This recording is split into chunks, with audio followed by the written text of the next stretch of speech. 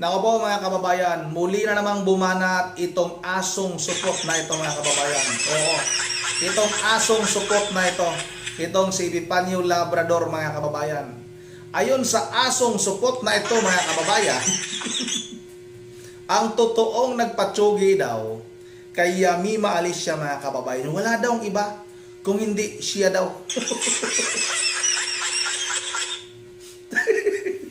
Siya daw ang tsumugi mga kababayan. Grabe itong tao na ito kung mapagbintang. Ang tsumugi nga daw mga kababayan kay Mima Alicia, itong mga didiis daw at itong isang relihiyon, itong wala naman siyang ibang tinutumbok mga kababayan kung hindi ang Iglesia ni Cristo. Ito yung kanyang pinagbibintangan ngayon na itong mga ito daw ay ang tsumugi nga sa bayarang vlogger na si Mima Alicia. Hindi naman kaya mga kababayan, siya mismo ang tsumugi kay Mima Alicia. Hindi naman kaya mga kababayan, nakagat niya itong si Mima Alicia. Kaya nilagyan ngayon mga kababayan ng busal.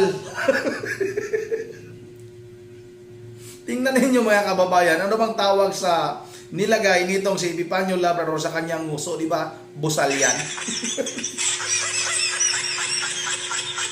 Sa sobrang kaduwagan ng tao na ito mga kababayan, grabe sobrang duwag nito.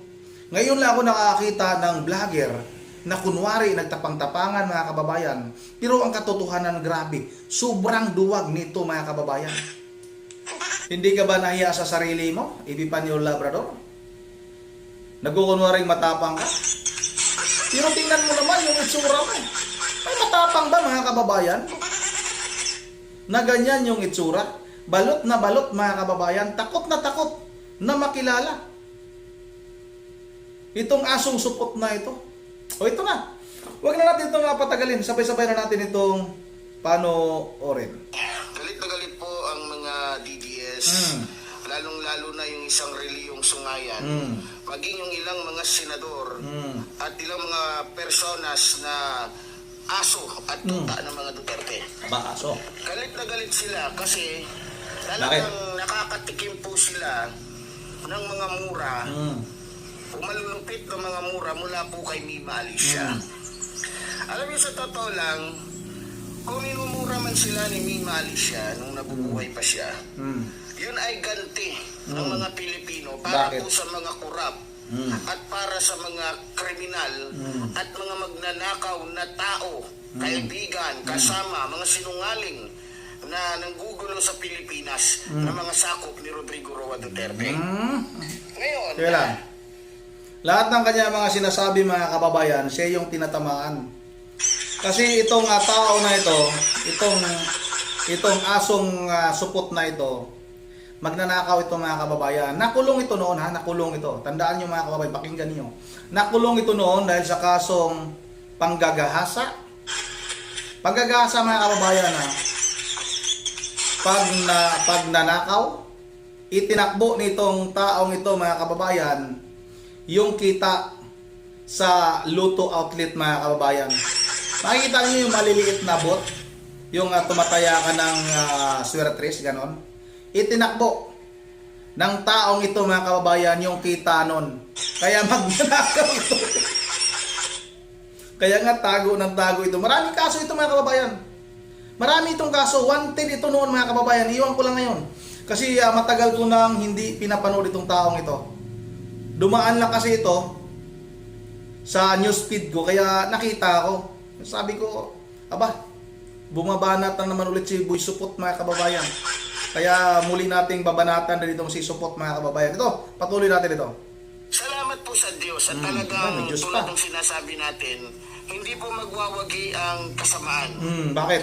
Ayon po sa mga kapulisan, posible na itong dalawang kriminal na ito na nahuli nila dyan po sa Mabalacat, Pampanga ay may kinabibilangang sindikato. Sindikato? Sindikato na kung saan ay maaaring sindikato ito ng isang reliyong kulto o sindikato ng isang politikong talagang dati ng kaanib ng isang malaking organisasyon o masamang organisasyon dito po sa ating bansa. Alam na po natin kung sino yung mga yan. Sino yan? Merong sindikato. Si Sara Duterte, pamilyang Duterte, isang malaking sindikato po ang inahawakan yan. Lalong-lalo na po itong isang sungayang reliyon na kung saan bagamat ginagamit nila ang pangalan ni Kristo, pero ang kanila pong mga gawain ay gawain po ng dyablo. No? Ngayon na nahuli na po, Yun mga kababayan, malinaw na malinaw yung sinabi niya. Hindi man niya tahasang binanggit itong relihiyon ng Iglesia ni Cristo mga kababayan, pero walang ibang pinatatamaan nitong supot na ito. Galit na galit ito mga kababayan sa Iglesia ni Cristo. Kasi nga noon, tinadtad ito ng kaso ng Iglesia ni Cristo. Kaya nga tago ito ng tago mga kababayan eh. Siguro hanggang ngayon itong taong ito, wanted pa ito. Sa mga nakakilala pala kay Epifanio Labrador, nakalimutan ko na yung totoong pangalan nito kasi nga matagal na akong hindi gumawa ng reaction na video nito sa taong ito. Baka sakaling pwede nyong ipagbigay alam, no? Sa malapit na himpilan ng kapulisan mga kababayan para maaresto na itong taong ito. Kasi nga wanted ito noon. Iwan ko lang ngayon, baka nakalimutan na. Pero kung wanted ka mga kababayan, talagang hindi makakalimutan yan eh. Talagang hahanapin at hahanapin ka ng batas. Kaya nagtago ito. O ito, patuloy natin ito. ito pong dalawang kriminal na ito, marami pong nagre-react. Marami ang nagkukomento ng kung ano-ano. At sinasabi pa nga nila, malamang sa mga DDS na naman ibibintang yung nangyaring krimen dito kay Mima Alicia. At ang ituturo ng dalawang ito, ng dalawang personas na ito ay walang iba kundi ang mga DDS supporters ng mga Duterte. Ngayon, mga minamahal ko mga kababayan, meron pa bang ibang pwedeng gumawa? Meron pa ba? Meron. Yung ex ni Mima Alicia, wala naman yung sindikatong kinabibilangan eh. At saka walang sapat na pera yun para magbayad ng kung sino-sino dyan. Sa totoo lang, nung binugbog na si Mima Alicia nung buhay pa siya, naalala nyo? Diba? May utang nga ng 100 mahigit. 1,000 ang kanyang boyfriend, ang pamilya ng kanyang boyfriend sa kanya. Ngayon, saan kukuha ngayon ng pambayad itong pamilya, dating kalibin ni Mima Alicia? Diba? Mas malapit-lapit sa katotohanan na maaaring nag-utos o nagbayad sa dalawang kriminal na ito ay walang iba kundi yung mga naglalakihang personas. O naglalakihang organisasyon o isang personas na kung saan ay may matinding kapangyarihan, mataas na kapangyarihan at napakaraming pera. Baka may ano? Tama? Yung tinutukoy ni Epifanio Labrador mga kababayan. Taga Encantadia may kapangyarihan ng apoy, tubig, at hangin. Ibig sabihin mga kababayan, itong si Epifanio Labrador ay kutong lupa. Ito patuloy natin.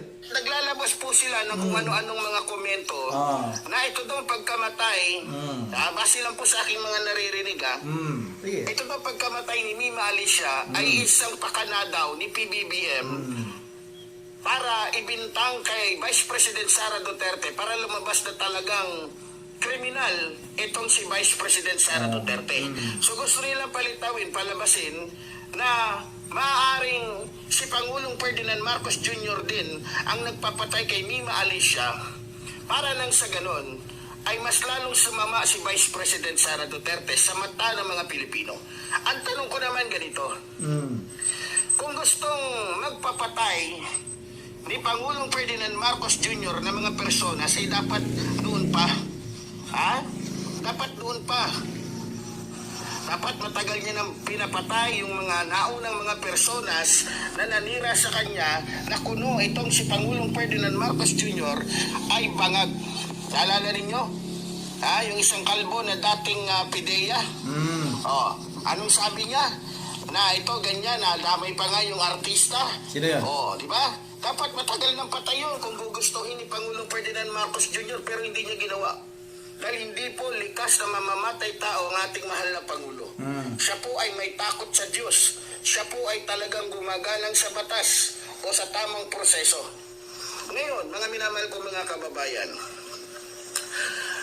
para sa akin, kaya nangangamba itong mga DDS dahil mga DDS talaga ang may pakana nito. Alam naman natin na hindi lamang po iisang tao ang binanatan o namumura nito po ni Mima Alicia noong mga panahon na siya ay buhay pa. Napakarami po mga minamahal ko mga kababayan, lalong-lalo na yung mga politikong ang pinaglilingkuran lamang ay iisang tao. Tama? Lalong-lalo na po itong si Robin Padilla na kung saan wala na ngang nagagawang batas, wala na nga naipapasang batas, wala na nga nagagawang mabuti, kaya namumura siya ito ni Mima Alicia nung panahon na buhay pa siya. Diba? Malamang, maliban dyan, siyempre may mga reliyon din dyan na inuupakan din niya. Lalong-lalo na isang reliyon dyan na sungayan. Mga minamahal ko mga kababayan na kung saan mas busy po sa pakikialam patungkol sa korupsyon na nagaganap ngayon dito sa ating bansa. Samantalang yung korupsyon sa kanilang mismong reliyon, laganap ang pagnanakaw sa kaban ng kanilang reliyon, hindi nila maayos-ayos tapos nakikisaw-saw sa usapin ng korupsyon sa Pilipinas. Pero yung korupsyon sa loob mismo ng kanilang reliyon, hindi nila matapos-tapos yan, hindi nila maayos-ayos. Diba? Mas matindi pa nga yung korupsyon dyan mismo. Ay nang mga kababayan, grabe talaga gumawa ng kasinungalingan itong support. Korupsyon daw sa loob ng Iglesia ni Cristo. Paano mo nalalaman na may korupsyon sa loob ng Iglesia ni Cristo? Hindi ka naman Iglesia ni Cristo. Ang pwedeng magsalita niyan mga kababayan, yung mga membro lang ng Iglesia ni Cristo. Tayong hindi naman tayo kasapi, hindi naman tayo membro, huwag tayo magbintang. Ang ginagawa kasi nitong si Epifanio Labrador mga kababayan, puro bintang ng bintang lang. Kasi yung kanyang karanasan, katulad ng pagnanakaw, magnanakaw itong mga kababayan, totoo magnanakaw yan. May kaso yan noon na pagnanakaw. Tapos ito, nanggagahasa yan noon mga kababayan. May kaso yan, panggagahasa. Kasi nga, noon mga kababayan, madalas ko itong binabanatan, itong vlogger na ito. Nagkukunwaray lang namang matapang yan eh. Hindi naman kakasayan. Dati nagpapakita pa ng baril yan. Na babanatan daw niya, bigyan lang daw siya ng 1 milyon. Itutumban niya na si Arnie Davis, wala naman nangyari mga kababayan. Tapos nung pinapahanap, ayun, tumakbo sa kabundukan. Tumawid ng ilang bundok mga kababayan para magtago lang. Ganon kaduwag itong taong ito. Magaling lang ito magbintang. Pero wala naman siya matibay na basihan sa kanyang pagbibintang. Kung baga sa mga kababayan, maritis lang ito eh. Nagmamaritis lang. Wala naman lahat ng kanyang mga sinasabi, yan ay kuro-kuro niya lang. Kasi nga halos hindi na nakakapanood ng balita itong taong ito. Kasi nga tago ng tago, wanted ito. Iwan ko lang sa ngayon, kung hanggang sa ngayon wanted pa ito. Kasi noon, kinasuhan na ito ng Iglesia ni Cristo. Kasi nga sa kanya mga pagbibintang noon sa Iglesia. Tapos may mga pagbabanta pa siya kay Senador Dante Marcolita. Pero nung nanalo si Senador Dante Marcolita mga kababayan, biglang kumambyo ito ha. Biglang kumambyo. Nagmamakaawa kay Senador Dante Marcolita. Tapos ngayon mga kababayan, bumalik na naman yung kanyang kayabangan. Puro yabang lang naman yan, wala naman talaga sa gawa yan. Bakit matatakot? Bakit mangangamba itong mga DDS sa pagkamatay nitong si Mima Alicia? Ano bang dapat ipangamba namin? O DDS yung pinangalanan niya mga kababayan, kasama na ako niyan. Kasi isa ako sa mga taga-suporta ni Vice President Sara Duterte at kay dating Pangulong Duterte. Ipaglaban natin hanggang saan mga kababayan, hanggang sa dulo. Kaya nating ipaglaban itong mga Duterte mga kababayan. Kasi gusto natin na magbago yung ating bansa na yung naranasan natin noon sa panahon ni dating Pangulong Duterte ay bumalik ngayon mga kababayan. Grabe yung krimen ngayon. May 2 taong bata mga kababayan na tinapon at ilang araw na nawala yun, natagpuan. na wala ng buhay. Dapat, mga kababayan, maibalik yung panahon ni dating Pangulong Duterte. Maraming patay sa panahon ni dating Pangulong Duterte. Pero, ano yung mga natutsugi, mga kababayan? Mga drug addict, mga hold-upper, mga masasamang loob, mga kababayan. Yun ang dapat mawala. Yung masama nito, mga kababayan, patuloy pa rin yung patayan ngayon, pero nga yung mga inosente na ang mga nabibiktima, mga kababayan. Yun na nga, dito lang muna at bago tayo matatapos ay mag-shoutout lang muna tayo. Shoutout tayo kay Asong Sukot. Shoutout tayo kay Ma'am Virgie Veralidios ng Apulilan, Bulacan, sa kanyang mga apo, mga koko, Dion, Yuri at kay Sagi. Shoutout na rin kay Delmar Smith, maraming salamat. Shoutout na rin kay Season, sino ba siya? Para ilibing sa libingan ng mga bayani. Yan yung mga pinapakalat ng kanilang mga kasamahang bayarang vlogger. Shoutout na rin kay Ma'am Joyce ng Japan. Shoutout kay Jik Pedro. Shoutout kay Ibis Federico. Shoutout kay Sherlita Kalumpang. Shoutout kay Roth Mitz. Shoutout kay Anchor of the Heart. At shoutout kay Antonio Katadman. Shoutout kay Adila Corpus. Shoutout na rin. Walang INC na nakipag-live-in. Kung meron man tiwalag, yun. Siguro. Ayun, mga ganong mga may nakilala din ako si dati. Kasi ang alam ko sa mga taga-iglesia ni Cristo, hindi sila umiinom eh. Kasi may mga kaibigan ako doon sa gym na iglesia ni Cristo. Hindi talaga siya umiinom, mga kababayan. Pero meron din ako isang kaibigan na nasa gym din, na ang sabi, iglesia ni Cristo din daw siya. Pero nga, sa tuwing may party, ako kasi hindi ako umiinom, mga kababayan eh. May party kami sa gym, grabe kong uminom. Ang lakas uminom, mga kababayan. Tapos tinanong ko, yung isa kong kaibigan, ano ba yan siya, iglesia ni Cristo ba? Kasi bakit ikaw hindi ka umiinom? Sabi niya sa akin, mga kababayan, yung totoong iglesia ni Cristo daw talaga, hindi daw talaga umiinom. Hindi daw uminom nga ng alak. Pag mga ganong klase daw na malakas uminom ng alak, yun daw yung tinatawag na tiwalag. Hindi ko alam, mga kababayan, na kasi hindi naman ako iglesia ni Cristo. Pero may mga kaibigan tayong mga iglesia ni Cristo. Shoutout na rin kay Warren Villaruil, Villacruil. Shoutout na rin kay Rod TV, kay Amidi Capistrano. At kay Mamidi sa Furby, shoutout na rin. Kay Lods Rosalie Malet. At kay Yolanda sa Bilao. Yun na, dito lang muna. GB, shoutout na rin kayo sa iyo, GB. At kay Romeo Rodio. Yun na, dito lang muna. At once again, this is Rondia TV mo. Ingating lahat. God bless you at isa sa atin.